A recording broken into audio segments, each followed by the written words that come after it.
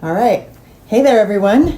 Welcome to the very first episode of Bartending in the Sticks. I'm Gina DeLeo-Stamey. And I'm Mike Rothmeyer. And we are going to discuss how we came to be bartenders. That's right. And as far as I understand, being a heavy podcast consumer, everybody's first podcast usually is trash. We're going to try to not make it trash, but we're prepared for it to be if it is, and that's just fine. But so we're gonna let loose and talk about how we became bartenders, what we think it means to be a bartender, what's the difference between a bartender, a server, a mixologist, a cocktailologist, any of that stuff. I don't think I've ever heard the term cocktologist, but I can't wait to hear the differences that you have. Excellent. Okay, so Angus Winchester, I'll just start name dropping, and I think I might be full of quotes. I'm going to start quoting people that nobody's heard of. Lots of people have heard of Angus Winchester, by the way. Yes? No? Yes. Okay. Yes. He's kind of a big deal. Anyway, first time I ever heard cocktologist was Angus Winchester, and yes, the tongue was planted firmly in the cheek when he said that, meaning, if you're just going to be a dick about this, Right. I don't know if you're really bartending if you're just going to be a jerk. Yeah, no, I think that definitely people fall under that category. I like it. We've worked with a few of them, right? I think maybe a few. Or I've, definitely encountered a few, and I might have even been one here and there, just depending on my... I like that humility there. That's good. We've all had our days. When I'm in the weeds sometimes, or especially in the beginning of my career, feeling, unworthy and not good enough, and why the hell am I here right now? Mm-hmm. Definitely those moments where, if somebody asked me for something special that was going to take way too long or whatever, I would be like, sure. And then turn around and be like...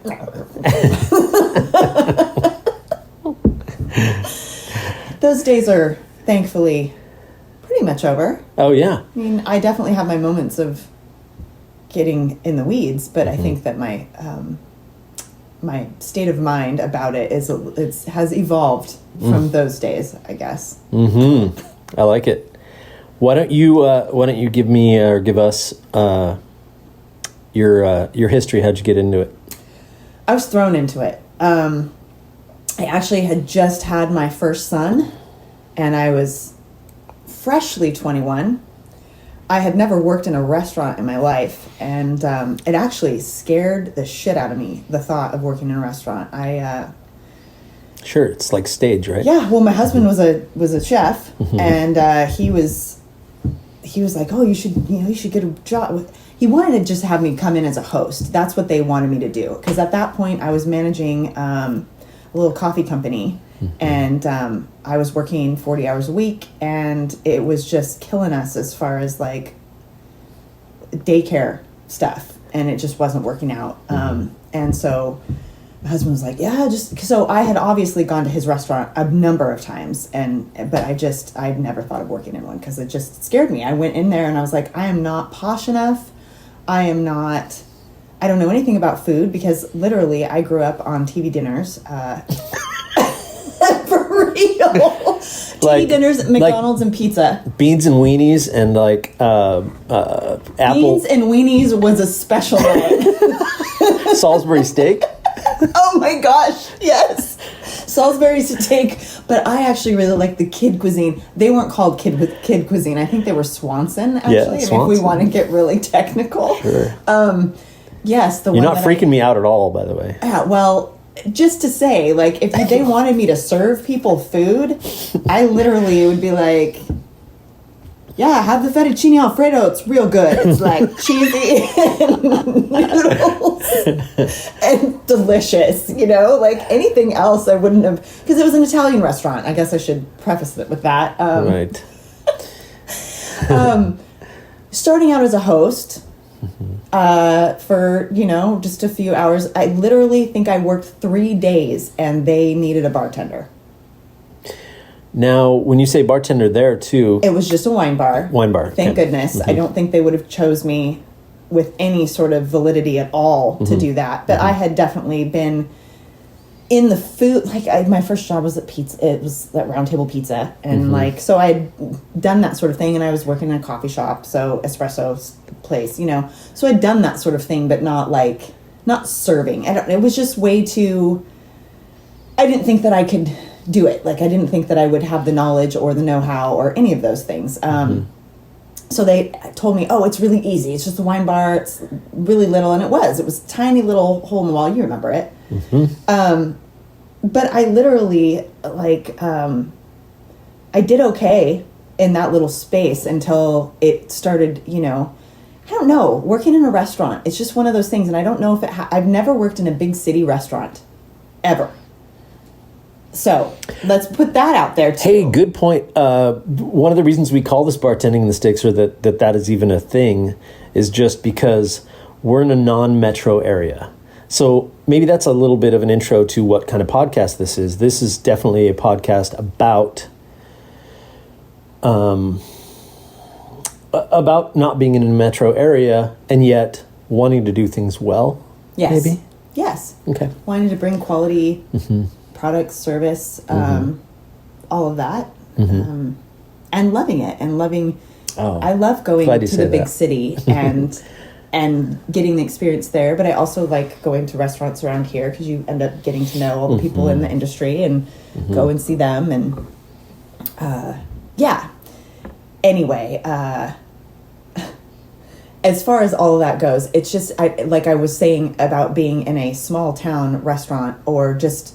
And like I said, maybe this is how it is in all restaurants. I don't know about corporations and whatnot. It seems like they have like a bazillion people working in those places.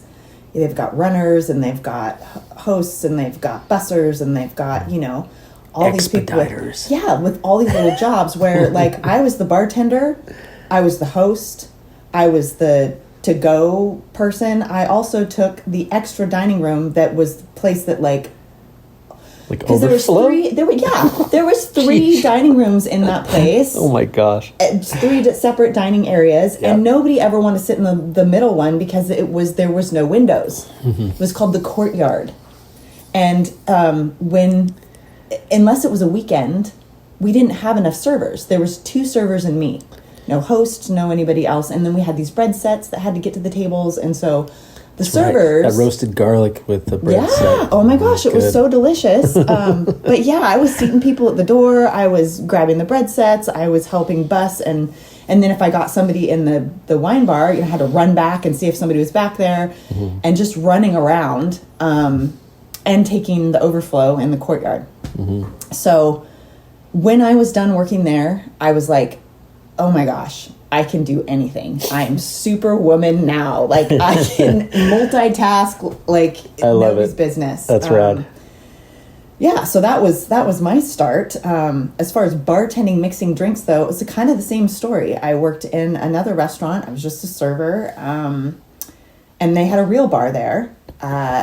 And the bartender called in one day with like no, I'm sorry. She actually left. She was like... Walked off? And she didn't get fired. She was just like, I've got something came up, I gotta go. And she left, and we called the manager, and the manager at the time was like, well, I'll try, and nobody could come in. It was like the middle of a shift. And so this other server and I was senior to the other server, I guess you could say, and neither of us knew how to bartend at all. I mean, I literally knew nothing. I knew that vermouth and gin went into a gin martini. But I thought, it's got to fill this glass.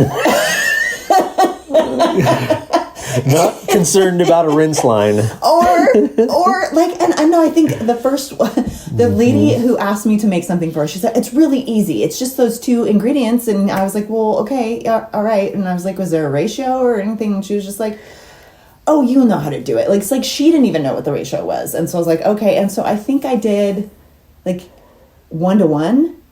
And yeah, she's like, oh, I brought it out to her table. The olives in it. It's all, she's like, oh my gosh, this looks absolutely beautiful.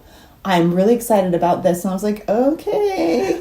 I put it down and she tasted, she's like, oh my gosh, way too much vermouth. And I was like, okay. But and at that point I was like, yeah, I didn't know anything. But yeah, that's so how that was your throw in to mixing drinks behind the bar. Yeah. Yeah. And I didn't, at that point there was, there was no smartphones or anything like that where I could like look up.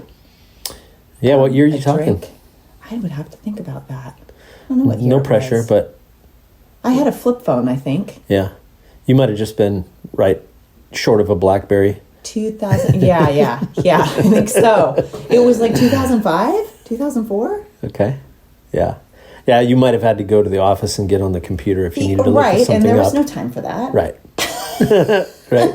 And there was nothing written down anywhere that I knew or anything like that. But like, I think it was 3 days later, Tim, my boss, came to me and was like, are you interested in bartending? And I was like, well, I mean, not really. After that, experience, I'm not really, well, it's way better and blah, blah, blah. And I got roped in. And here I am. So yeah, I've been bartending since, I think, what was it, 2005? 2006? Something like that. So it's been a little bit of time. Mm-hmm. Yeah, and we're talking about a restaurant in a town called La Conner. Right. And we are currently in Anacortes, Washington. Again, we're roughly 70 miles north of Seattle as the car drives, not as the crow flies. Anyway.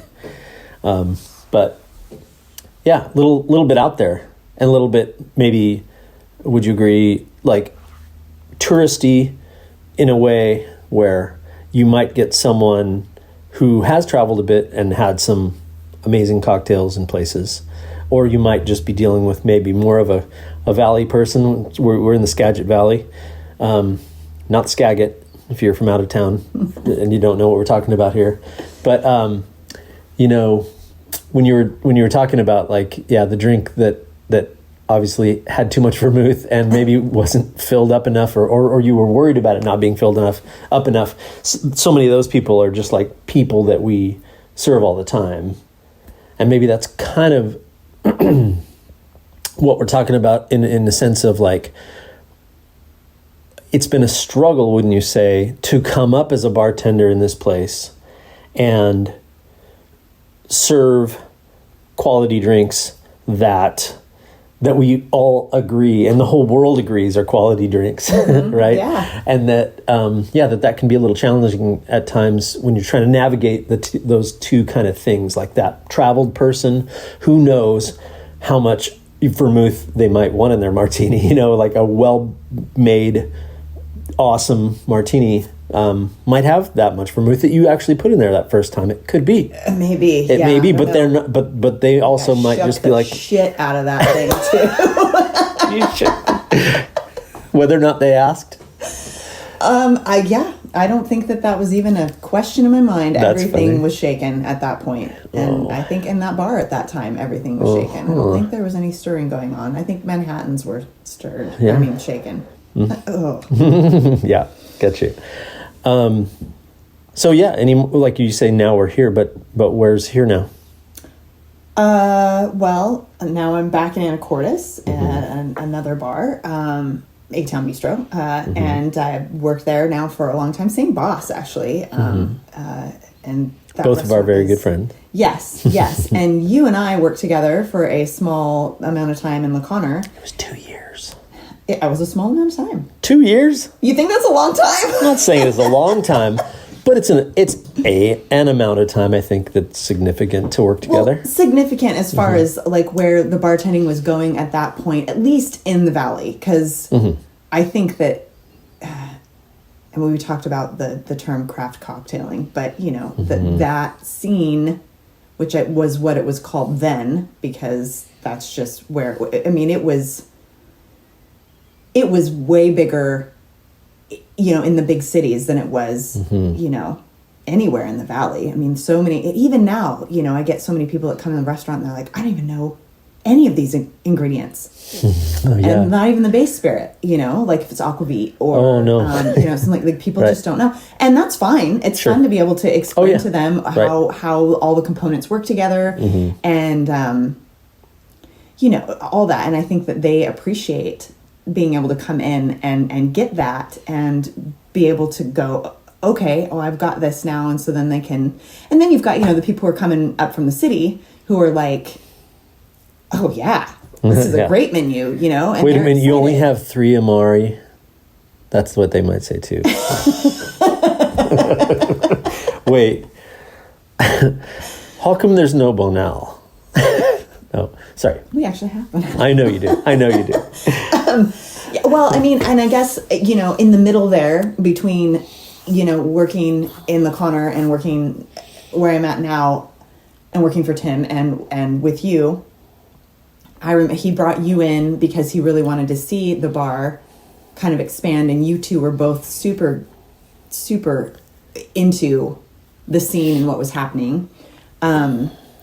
And I just kind of got pulled in again because I was bartending there, and it was just like, and I remember I was excited about it, but I didn't feel like Le Connor at that time, I guess. I mean, there was a few people who I thought would embrace it, but I thought for the most part, the clientele that we had there were like, I just want how it used to be. You know what I mean? Those people who they just have held on to their, sure, their ways and wants and, and want to know what's in their stuff. And I don't know. I just was like, oh, okay. So I kind of reluctantly went into it. Not super reluctantly, but like, with all the different, and then taking bar smarts and doing all that right after you had taken it. And of course you did the live version, which props to you for that. It's called Bar Smarts Advanced. Oh, excuse me. You are advanced. Oh my goodness. I have some things to say about that too, but go ahead. Well, I mean, I don't know where else to, like you said, now I'm here. But I'm trying to like fill in the blank there that what you're asking for. There was so much fun. We had so much fun coming up with new drinks and what we wanted to see. And Tim and I have actually gone through some of our old menus and been like, oh my gosh, that's nutty. Remember when we did that? Yeah. The short on change. That was a good one. That was a lovely, delicious drink. I wonder if someday down the line, we'll talk about where the etymology of that drink, like where the words came from and why it's what it is. But maybe we'll save that. Let's just save that nugget for super fans. If we ever have a super fan, that'd be rad. I'm looking forward to those days if that's possible. It's a good story. It's a good story. It's a great story. So again, there's a nugget for the future. And so, yeah, is that it, Gina? Like, is that where you're at now? And I'm only asking, I don't want to press you too much. And I don't know if you like even, cause I kind of don't know where I'm at in a certain way too. So, but you mean as far as right now where I'm at? Yeah, this moment. Well, we're in a weird time right now. Oh, yeah. We should mention that. Yeah. Let's mention that. Quarantine life. And we're in phase 2, threatening on going back to phase 1, possibly. Yeah. Of the coronavirus. Doing some fun cocktailing to go, which is like something I never thought that I'd get to do. So that's kind of cool. Yep. That's been cool. Amazing the liquor board let us do that. Yeah. Super thankful for that. But yeah. It's partly why we got together to do this is because we found ourselves with a little extra time and the ability to actually, because we are in phase 2, that we could actually be in the same room and do this. Granted, we're about 4.5 feet apart. Yeah, I suppose we should be 6 feet apart. But, microphone's not going to allow that. We're under the purview of the microphone right now. I think, or whatever that word is. But if that's your history, then I'll start. Yeah, please. I am a proud high school dropout. 1987. You can go ahead and do the math on that if you want. But didn't have much going on and was in, varying degrees of like, what do you call that? It wasn't hospitality quite, but I was in like, I worked at the Queen Mary and hotel. I did valet and I was a bellman. which started getting me into the hospitality thing because you're just taking care of absolutely. people's bags. If they need aspirin or condoms or like, I mean, like seriously, a bellman will get, I'm not kidding. People ask me as a bellman, they ask me for everything you could imagine. And sometimes even prostitutes. And I'm like, I can't help you, buddy. I'm sorry. And yeah, it was dudes asking for prostitutes. Wasn't any gals. So, and I was just like in this kind of, I don't know, whatever, I'm in my early 20s again as a high school dropout, not much prospects for much. And so ended up getting a job at a 24-hour diner through a friend and started my serving first. same way as you. I was a door person, more like a host. And it's a 24-hour place, so it was wild, absolutely wild. So like this is in Huntington Beach, Sunset Beach on one side, Huntington Harbor on the other, I should say, Southern California. And all of the clubs and stuff would let out from the harbor, and they would all come over to this place called Harbor House. And so, Just the name at like sounds 2:30, rough. Harbor House. and it's 24 hours. Yeah. And it's like 7 egg omelets and shakes. I know, ridiculous. And like we had to make shakes, like so many shakes. So many people coming in at like 2:30, 3 o'clock in the morning just going, I want a pineapple, chocolate, coconut, peanut butter shake. Just like, okay, be right back. So like that was my entry into serving. And from there, the guy who got me the job there, after being there for a couple of years, which I thought was a long time. I'm sorry, I'm going to interrupt for 2 seconds. Go for it. I cannot believe that you continued on your journey as a server after working in a place like that. I think that might have like done it. I'm out. What else was I going to do, Gina? 7 egg omelets. Literally, there was no better money. That's really what it was. That does get you stuck, doesn't it? It totally does, especially as a high school dropout. Yeah. I was like, I was a working musician. I was making tens of dollars a week as a musician, easily, and I had to keep working, and that's always the joke, right? That's always the joke. Like, what do you really do? Especially in Southern California, you're an actor, you're a musician, or whatever, you're a comedian. And I had to just like take the next thing, and it was a Japanese restaurant that was kind of across the street in down, and it was even a little bit wilder, but way shorter hours as far as it went.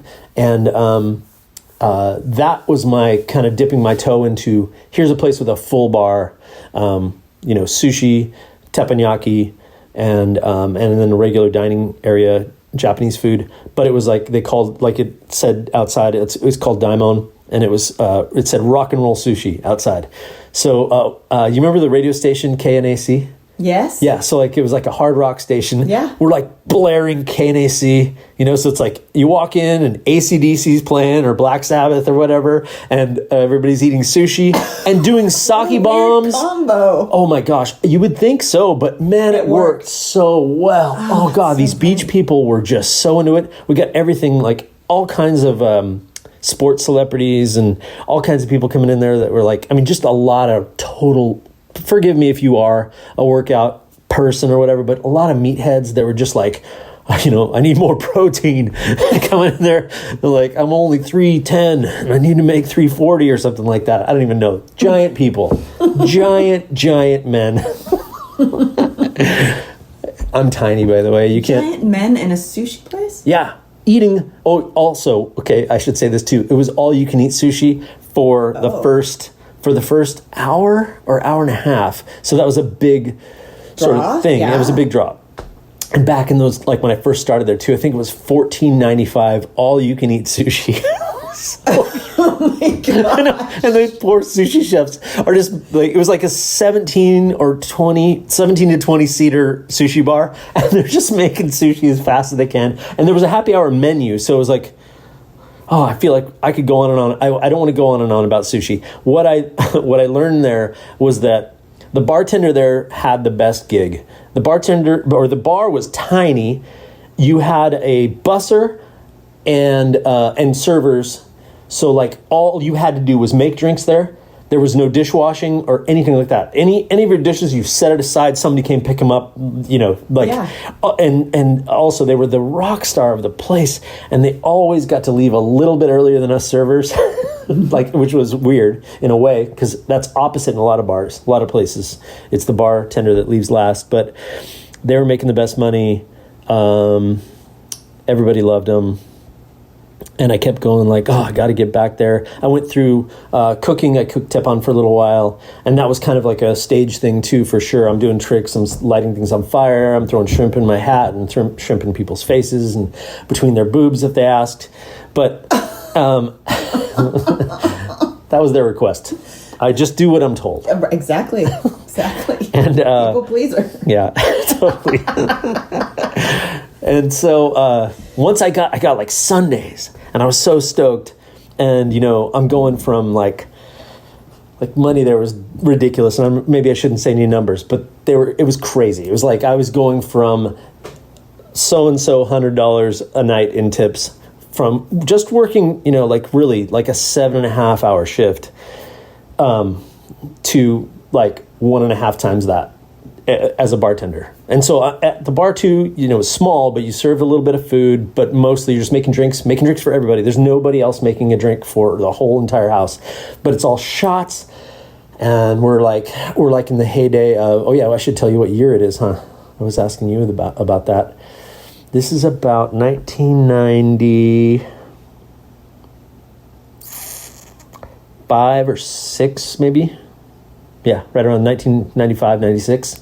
And so like the most exotic things you would have was Grand Marnier and, Patron just came out, or Goldschlager just came out. And like all these things like that were like becoming shots, and like, and the cool bartenders that I was learning from, was like, it was just like, flavored vodka, which was just Absolute for the most part. So like it was like Absolute Current just came out.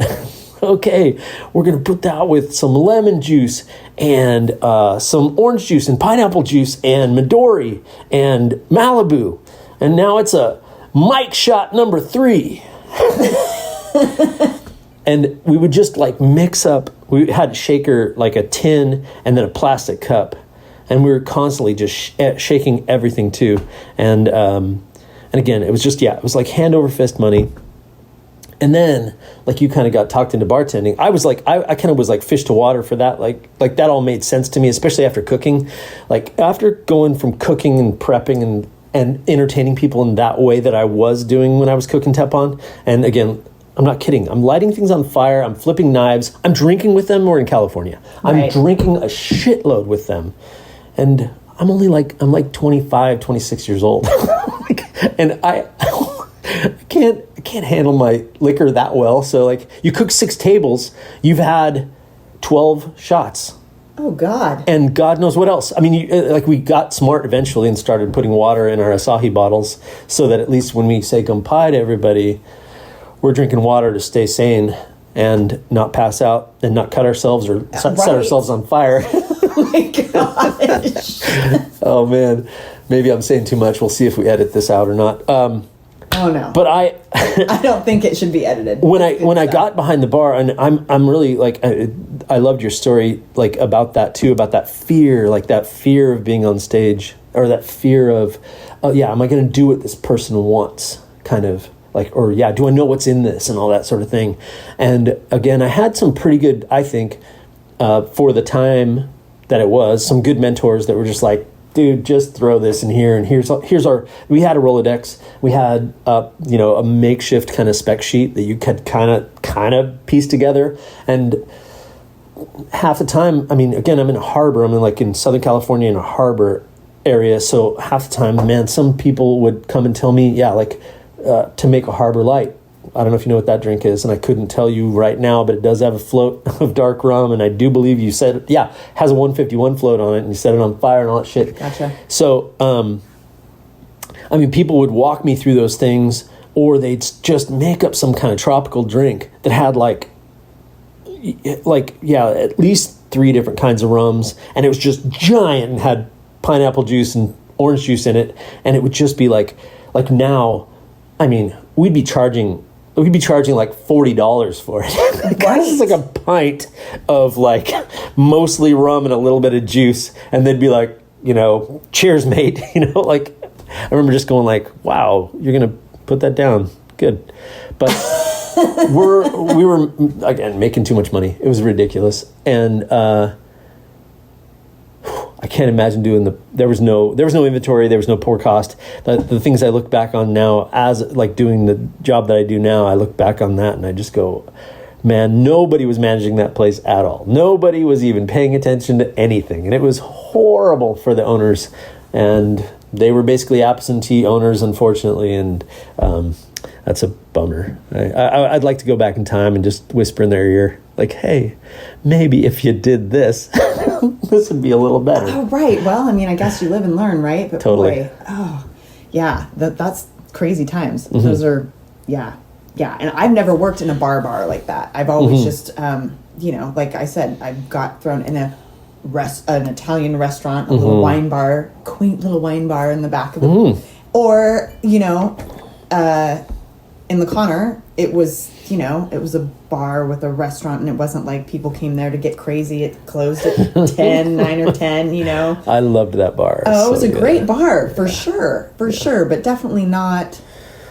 Well, yeah. Not a, like, something like that, or a bar. Yeah. I guess I don't know what a bar is, but you know what I'm talking sure. about. Well, there's a bunch of different levels of it, and that's kind of what I wanted to talk about a little bit too. I'll keep going on my history if you want, but I kind of think I interrupted your history. No, that's fine. It's totally fine. And it's super interesting. Way more interesting than mine. Not at all. Come on. Please. You stop it. Stop it.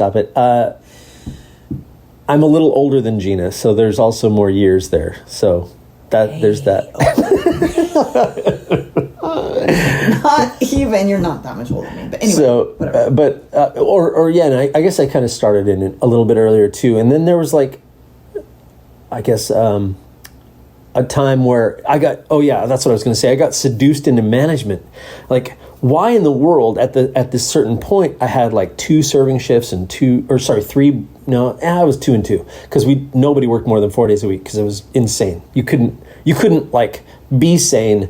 I don't think handle it and work more than 4 days a week. Lot. And also, it was so much stupid money. It was just ridiculous. So like, why would you want to work that 5th day? They were never more than 2 days off in a row, but still, and all you metro people will laugh at us, especially if you're working in a real metro area like San Francisco or New York or Chicago or LA or whatever.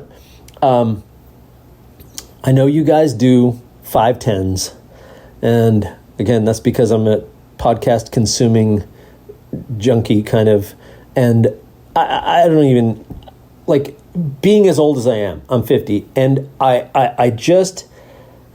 went through a period in my life where I worked 3 jobs, and I was like when I first found out I was going to be a parent, and I remember just going, oh my gosh, like I'm gonna work for this trucking company and this coffee house and bartend over here. That was like what I was gonna do, and that was overwhelming for like 9 months. Like that was just too much, and you're not even. I don't know. I don't even know what life means at that point. Like when you're working that much, it's just crazy. So I'll go back to that.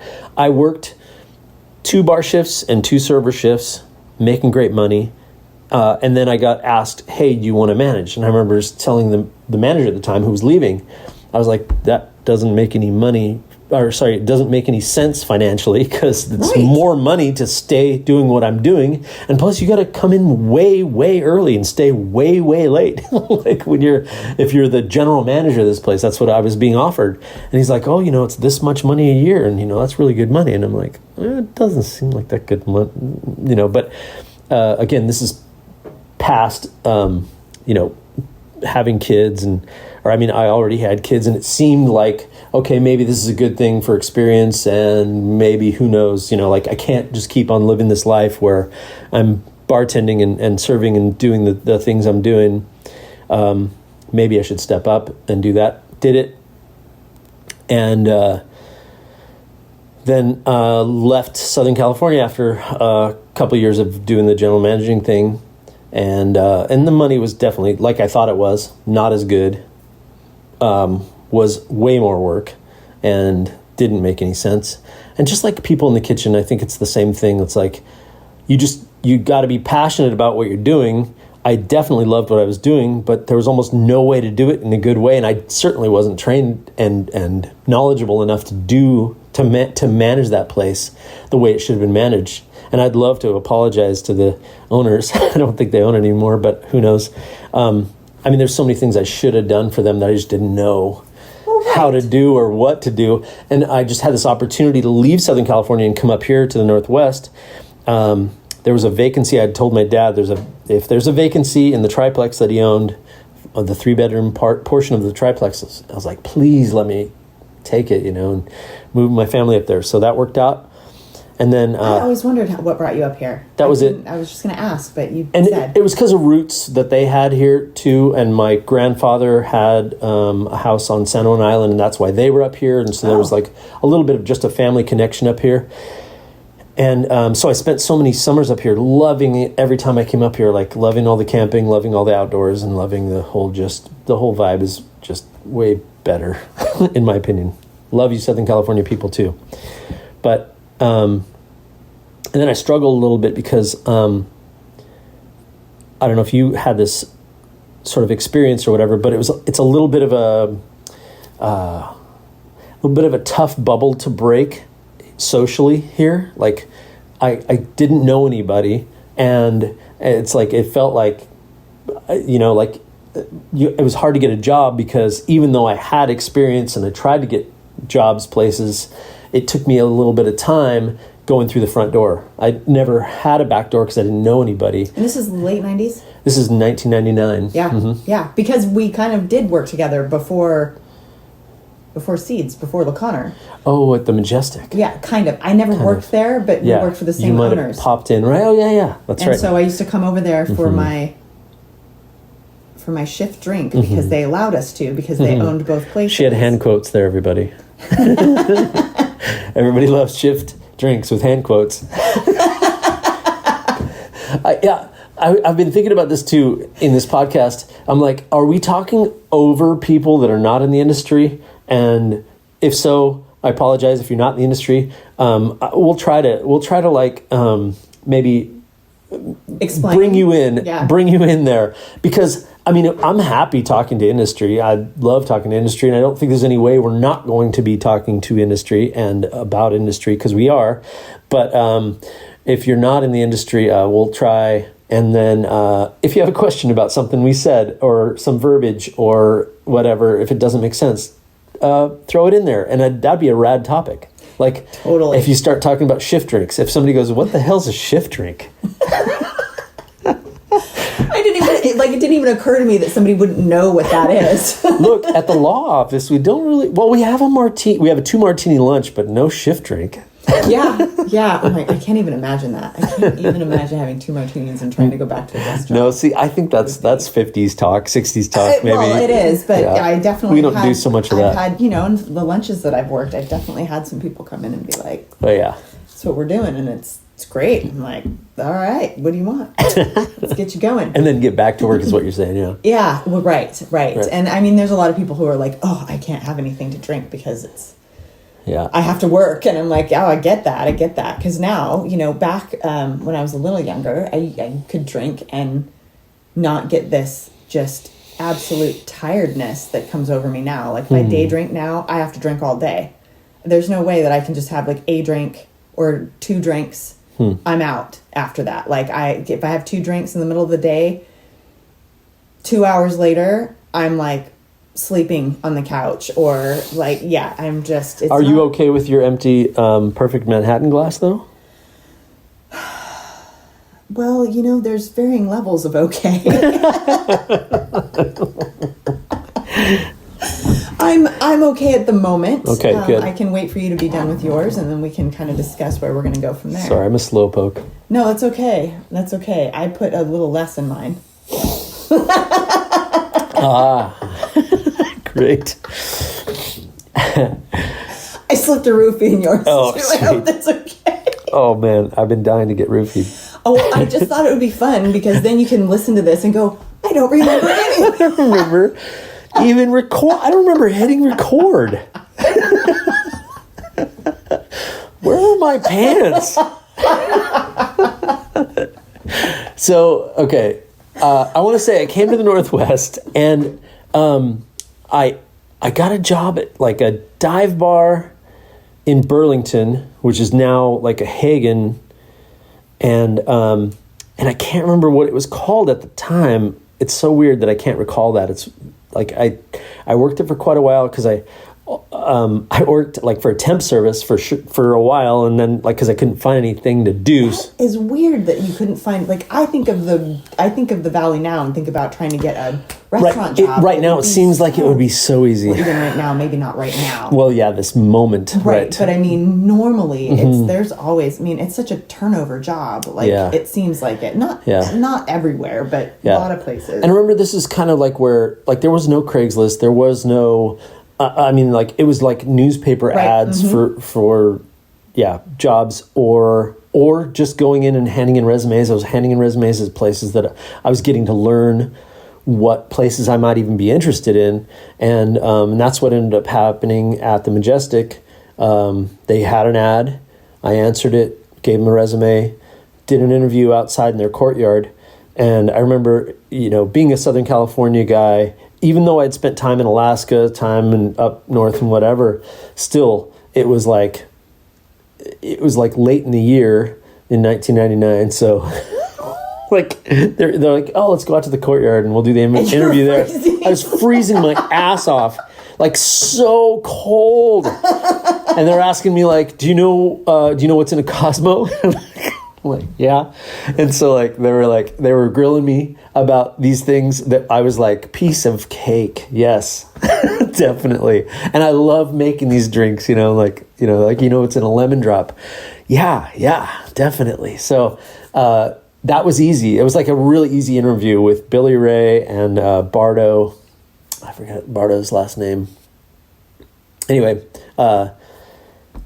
and so ending up there, finally, I was actually getting to know people like you and just the sort of like circle of Anacortes that it was. And I was living in Mount Vernon still. And so I'm driving like, in California terms, no big deal. Right. 30 plus minutes-ish. Oh, that's what I did when I first moved here too. Yeah. It was like, no big thing. No big thing, right? But the more and more that I worked here, the more I realized this is more of the community that I love.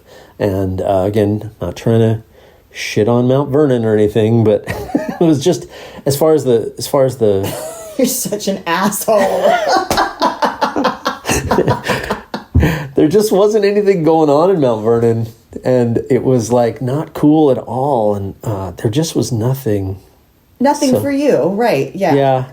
I loved living in Mount Vernon when I lived there. Yeah. I thought it was rad. I'd say living there is one thing, and I guess I'm with that. It's just that any of the work that was there, I felt even working, in Burlington, the caliber of customer was, sorry again to say, everybody out there, sorry, terrible tippers, lots of jerks, lots of fights, lots of people ready to just argue with you about how you pulled the pull tabs out of the bin and whether or not you are trying to screw them over by how you're pulling the pull tabs out of the bin, because I worked in a place that had pull tabs. Does everybody know what pull tabs are? It's gambling with paper. It's a good time, terrible odds. So like that was the kind of like the experience that I had working in the dive bar in Mount Vernon. They have pull tabs Burlington. in California? Nope. I'd never seen them until I moved up here. And so, No. I'm from California. Well, I wasn't born there. I was raised there. Raised. 6 months old There until you I go. graduated from high school. Pretty much. I find it interesting that you and I and Tim are all three. Yeah, that's in right. California, and we ended up all working together. I think there's a lot thing. of California transplants up here for sure. Yeah. That's a thing for sure. And one of the reasons it's so crowded and expensive here now, probably. Sorry, nice Washingtonians sorry, third generation Washingtonians that want to keep it. So keep it pure.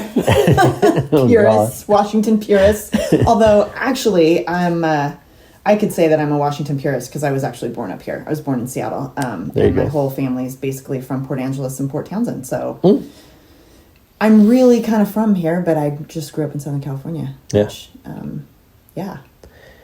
Anyway, go ahead. I'll keep going. So again, I'll try to condense this a little bit because I feel like we're going on so many tangents. Starting at the Majestic, getting to know people, and then got offered a job at the Brown Lantern. And I was, at the time, a little bit burnt out on like, just keep on making these like flavored vodka variations of whatever that people loved. And I loved that they loved it. But I was feeling like, oh, bartending's stupid. It's just juice and flavored vodka.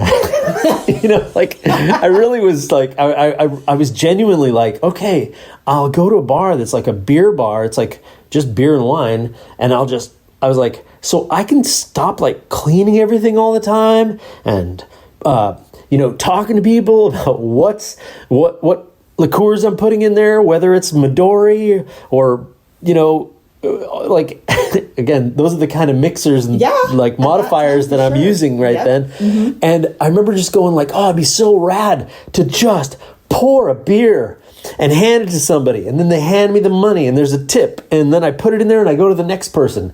Oh, that sounds so great. And I did it for, I don't know how long there, because transitioned over there, still worked for the Majestic through our co-owners. And I think I was working both places at the time. And then eventually was full-time at the Brown Lantern. Yeah. And still basically beer and wine barred it for like another 2.5 years maybe. And then the owner there was like, hey, should we bring liquor in? And I was starting to get itchy about it then. I was like, yeah, bring in liquor, because the profit margin on liquor is much better than beer and wine. And so he was like, okay, cool, let's do that. Can you make that happen? I'm like, yeah, sure. So then I built the terrible, it's the first time I ever did it, built a terrible bar at the end of the bar. We added to it, and that was where the liquor, the cocktail making was going to happen. The mise en place was terrible.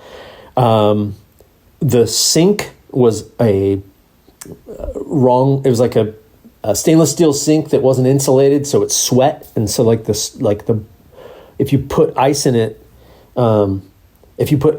it would sweat water down all over the place. And then I used spray foam to hopefully stop that, but it only barely worked. But they still have the same sink there now to this day. And now we're talking like that's like 15 years ago, maybe more. And anyway, so I put that together and worked there for quite a while. And I did, I would say, cut my teeth a little bit on some more what I would call like what you say you haven't done, but I just think it's another kind of bartending. It's like that late night bartending, that late night. I'm cutting people off that need to be cut off. I'm making special drinks for people that want special drinks. I'm eventually, and here's where I get to kind of the crux of my story as a bartender, I would say, is where I got to the point where I remember having this conversation with my dad, just saying, I don't even think that, this is what I said to my dad, I don't think that good service is even really possible. I think that it's just, I don't know, it's an apparition that people think that they can get, and sometimes they do because they want it, and then they're welcoming it and they get it. But for the most part, you can't please everybody, and you definitely can't really give good service in an objective way. And I was in such a doldrums. I was like so in a dark hospitality realm. And I really thought it was the end of service for me, because I was like, I'm in my 30s now and I just can't take it anymore. You definitely, I think there's those times you just ruminate over things, and just also when you've been in the same place for a while and and see the same clientele, especially in a bar setting like that, year in, year out, same people, and especially in a small town too. Yeah. It's just that kind of, you just get burnt out. Yeah, like how many conversations with both local dudes, like when I say local dudes, almost all the 86s that I did at the Brown 2 were men. And it was almost always through violence. Almost always. I don't want to say there were some female 86s, and usually that was for other things and just losing control and maybe just being sort of like out of their mind and they needed help. and not that they weren't violent, but it wasn't to the degree that right. the men were. And so whether it was like sometimes it was Navy guys, but more often it was local guys that like it was in their, they thought anyway, it was like they thought it was in their DNA and they're a Viking or some shit, and they just are going to fight. They're going to come in and they're going to fight, and you can't stop them because they were born here. And I remember going like, I don't care where you're born, you can't come here anymore because you want to fight every time you come in. And again, alcohol will do that to some people. I disagree so much, Gina. I will say this, and let's make this a topic. I'm totally willing to let's research it and whatever. I do believe we are always in control of our actions, or at least responsible for them. We're responsible for our actions at all times. And so, if you tell yourself that when I drink Jack Daniels, I like to fight, and when I drink tequila, my pants come off, and have we had this conversation yet? Yeah, okay. and I don't adhere to any of that. I think that whatever your emotion is going into drinking is going to be exacerbated through the alcohol. So if you are super excited about something and you're celebrating and you go out and you celebrate and you're there and you're excited about things, or I guess people have had this happen where they're like that and then they drink and then they become mean and angry. But I definitely I come from a family of alcoholics for sure. And they all get pissed and horrible. They're not good drunks. They are like, you don't love me, or just pointing out all the most horrible things about you that they can't stand. And then there's, and it's, I mean, I guess here I'm like, most of them were women that were doing that. The men that got drunk would, they were very much fighters. Like they would just, I've seen that with alcohol. I've just seen that, like, whatever the emotion is that you have is just blown up. Whether you're super happy or you're really down in the dumps, like people who are super depressed that are like, I'm going to drink so I don't have to feel it. No, buddy, you're going to feel it twice as much if you have some drinks. Like you might like at the offset feel good. Yeah. But once, the downer starts to come in, you are going to feel even more depressed. So I don't know. I think that it's a big topic. But sorry, go ahead. No, I was just going to say, I was pretty much done. I was just going to say, I think that some people definitely just they have the fight in them already, and the alcohol just helps unleash it for them. And I mean, again, we can talk about this another time. I know, yeah. And let's dive into that another time. And so I won't say any more about that, but we will later. So anyway, dealing with that and feeling in the doldrums like I was, I suddenly got invited to go to the unveiling of Absolute Peach and Starbucks coffee liqueur. And Ryan Marjarin, I wish I had a little dinger for like when I'm naming people, like famous people, who started... Do that and I'll just go, ding! Yeah, ding! He started, I want to say he started Aviation Gin. He was part of the start of Aviation Gin, for sure. And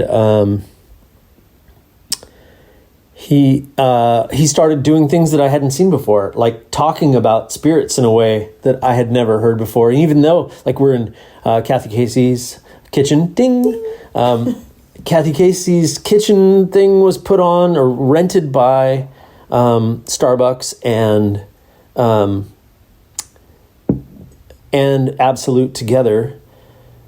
And it was like, again, it was just like a presentation. It was like one of those presentations where I went to and I watched a bartender shaking like I've never seen anybody shake before, talking about spirits like I've never heard anybody talk about spirits before. I don't know if Ryan was all that excited about Absolute Peach or the Starbucks coffee liqueur or whatever, but he did it very well, and he did it in a way I was just like, okay, if there's people like that out there, I need to go find more people like this. And sure enough, that's what started my kind of, I don't know what year it was, either probably 05, maybe something like that, that I started going out to Seattle, checking out, it was like Spur then, and Zigzag and Liberty and all these bars that, like, every time I went into them, I was just blown away by how the bartender was moving, how they interacted. They recognized immediately that we were industry, which was crazy to me too. Like, how do you just know somebody's industry when, like they're in just a party of 2 or 4 or whatever we were? And sometimes they asked or whatever, but it just seemed like mostly they were just good at being bartenders. And so then that spurred just this big landslide of, like, suddenly I got excited about it. I got very excited about bartending. I got very excited about ingredients and hospitality again, and realized, okay, there's this whole different way of doing something for somebody that, while it might take a little more time and energy and even off work time to even know about, like, what's the difference between cognac and Armagnac, or what's the difference between like you name it, like just all these things that you could kind of figure out about bartending that I still am nowhere near grasping, honestly. And that's it. I would love to say that right now and right here, is that to people who think like, oh man, I know everything there is to know about bartending, I just want to go like, you are obviously so far from it then. I mean, unless you're I don't even know who you'd have to be, Dale DeGroff or something, to say that. And it would be, I don't think he would say that.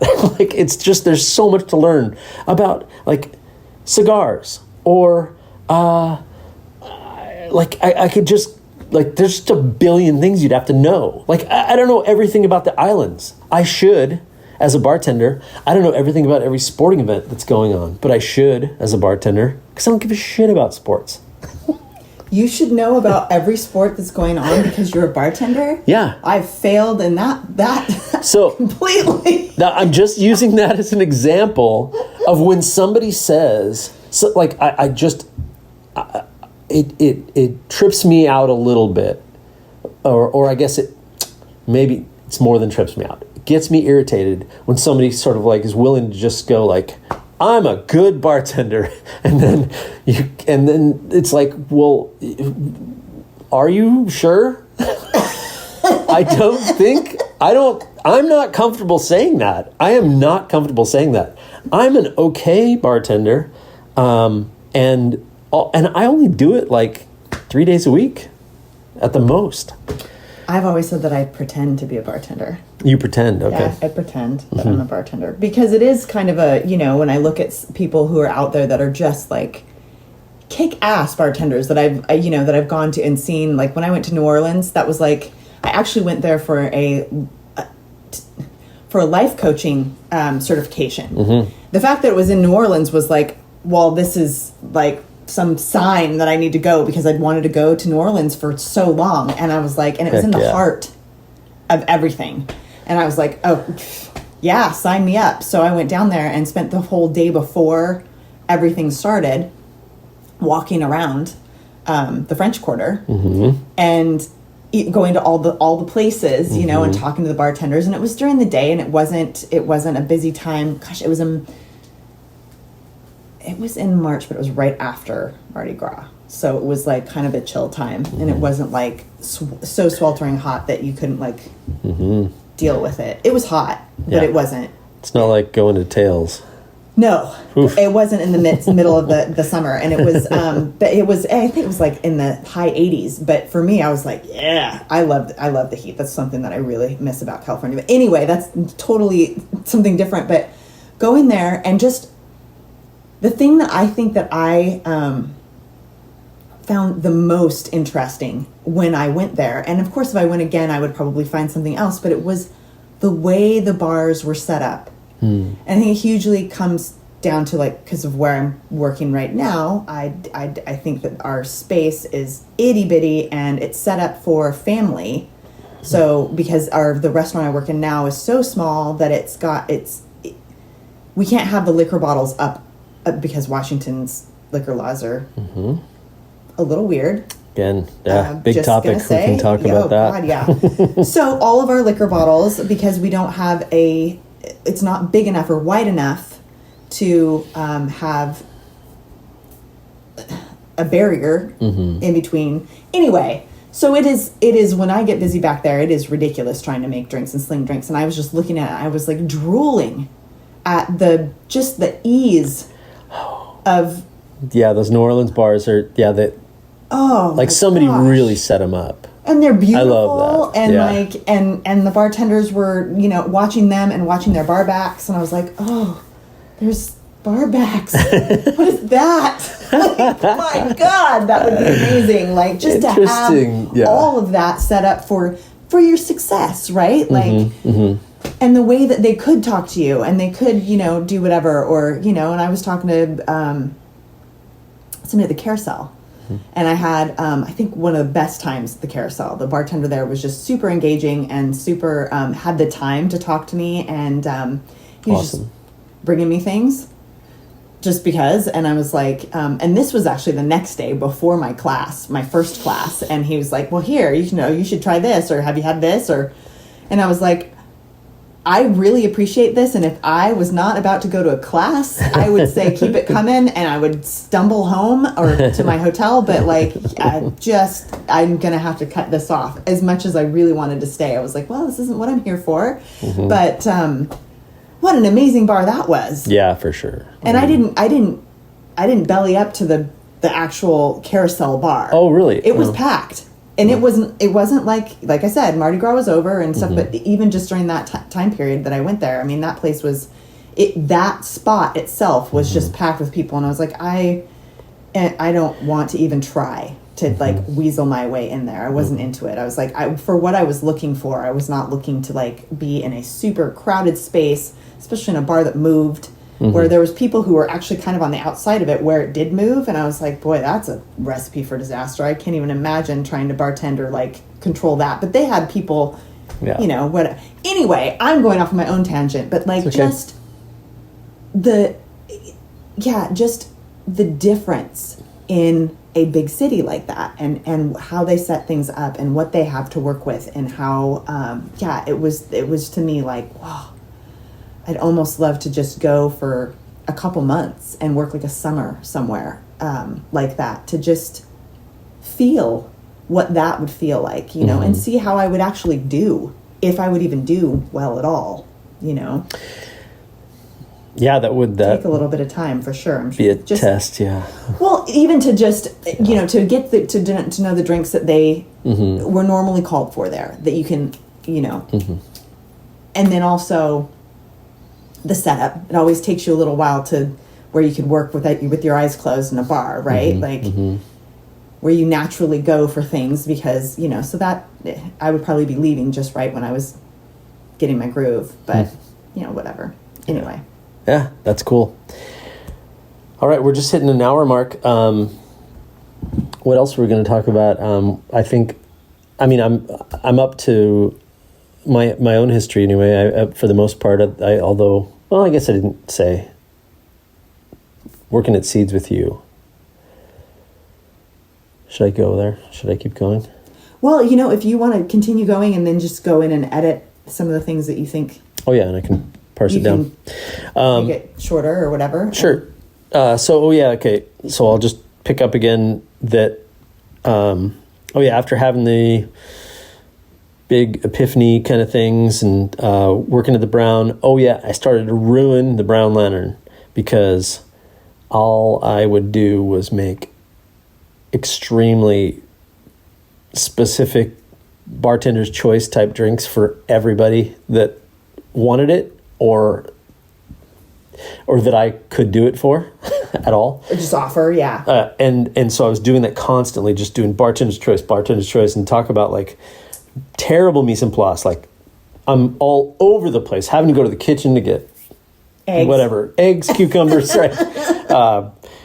Or even just going to get fruit there too was just ridiculous. Like having to go into the walk-in way down the hall to get anything because there was no room for any of that in the prep area. So anyway, ended up pissing off most of my coworkers because I was taking forever. We split all of our tips there too. So it's like 4 bartenders basically who were also service. So we're taking care of tables. We're all splitting it equal. And I was just dropping the ball. Yeah, definitely dropping the ball, but and also making everybody around me mad because they'd be like, "Can Mike make my drink for me? Because I don't want you to make it because you suck." So no bartender wants to hear that. They never said that exactly, but did that for a while, and then Tim called me over to Seeds, and I was like, "Oh, cool! I can go somewhere and make." Because Tim wanted, like, "Hey, help me with the menu. Let's make some, like you said, craft cocktails," term I hate, but let's make some drinks that we want to make, and let's do that. So I did that for 2 years at Seeds alongside you. We did a bunch of field trips. I was doing field trips before then and had done tails before then, and the only reason I bring that up is because I think it's so important. If you are at all interested in bartending out there, go out to a great bar and watch the bartender, and don't think for a second that you're ready to bartend until you watch somebody do it and really do it, and you still probably can't do it as well as they do. Sorry. I had to do a shot today for saying sorry. This party came in, really sweet, super awesome group of gals that were going out to camp on Orcas Island, and I had my mask on, and I said sorry for some reason. They were like, "Oh, you said sorry, you have to take a shot." And I was like, "Okay." I was like, at 1:15, I can once I'm off, and they held me to it, so I had a shot with them after I got off work.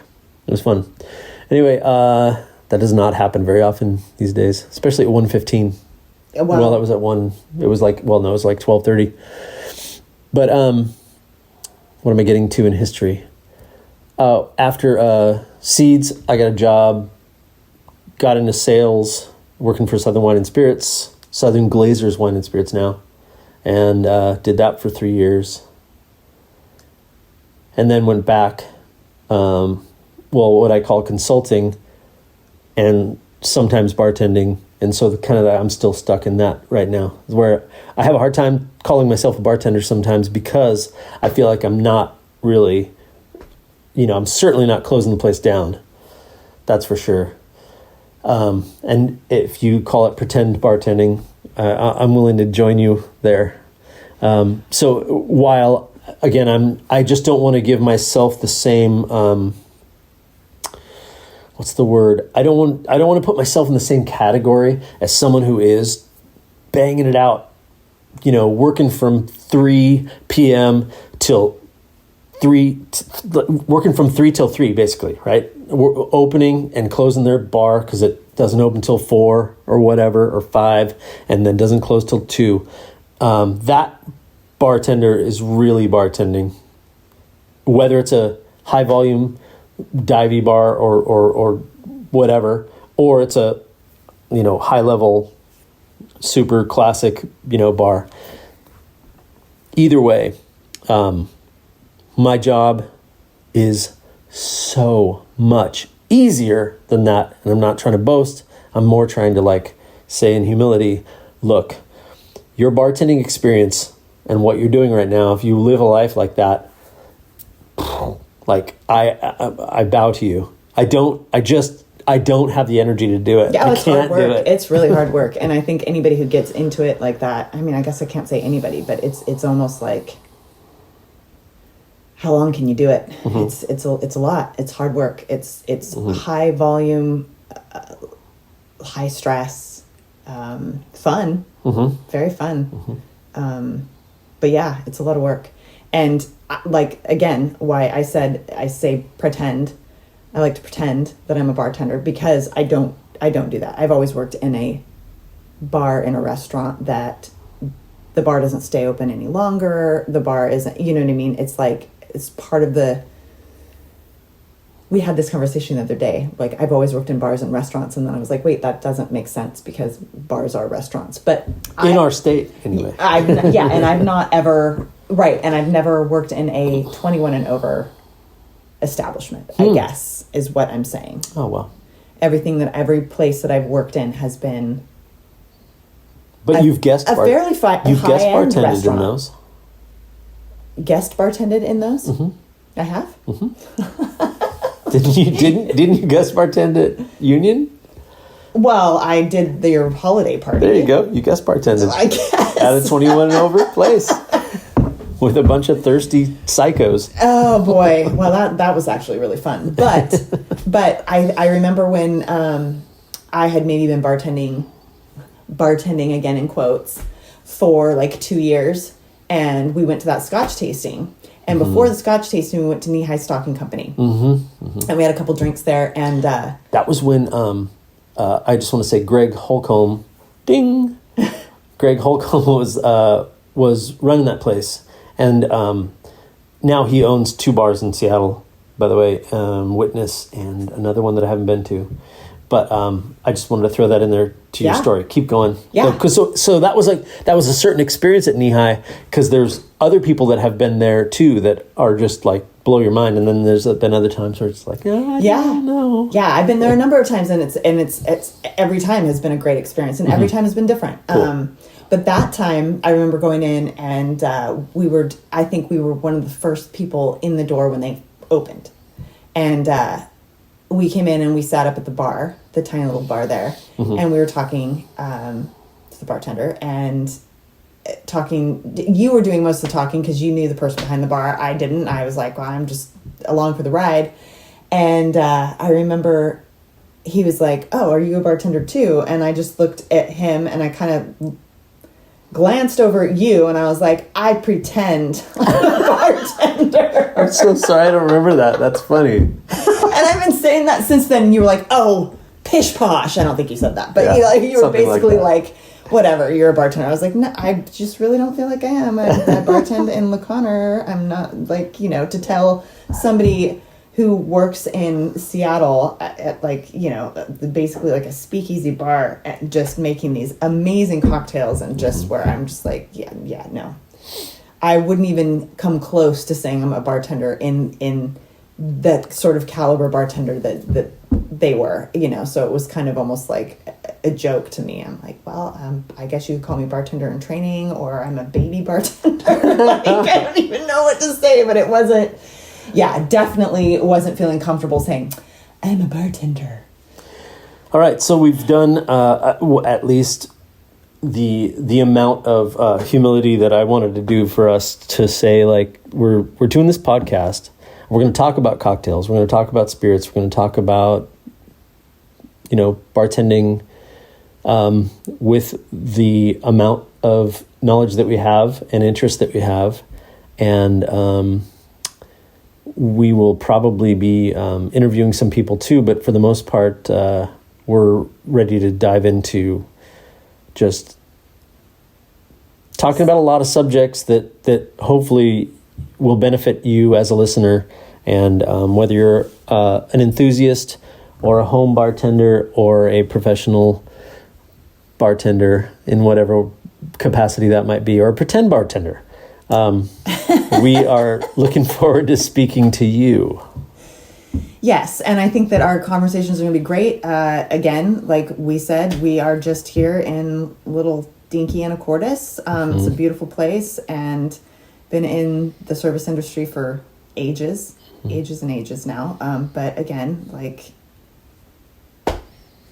we got some experience, but we've got the experience here, and you've got more in, like, you know, like I've said before, you've got a little more under your belt as far as I've just stayed at the same places for a long time. Oh man, when you say a long time too, you mean a long time.